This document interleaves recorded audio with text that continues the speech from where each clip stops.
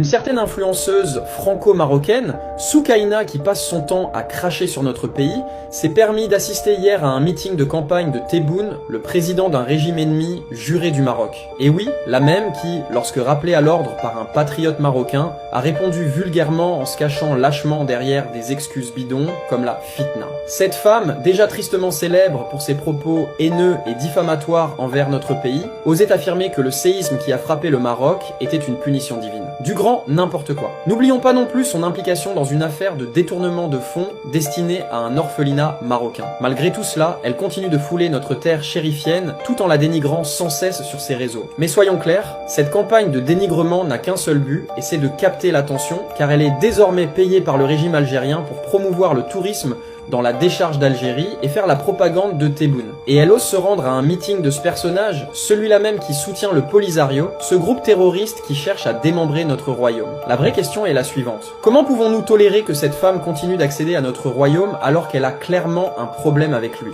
Mariée à un Algérien, elle n'a qu'à renoncer à sa nationalité marocaine et assumer pleinement son choix. Mais non, elle persiste à jouer sur deux tableaux. À mes yeux, c'est un motif plus que suffisant pour lui retirer la nationalité marocaine. Elle ne mérite ni notre attention, ni notre énergie. Cette vidéo n'est pas pour la mettre en avant, mais pour alerter et réveiller les consciences de tous les vrais Marocains. Notre famille chérifienne est infiltrée par des agents étrangers. Le temps de l'indulgence est révolu.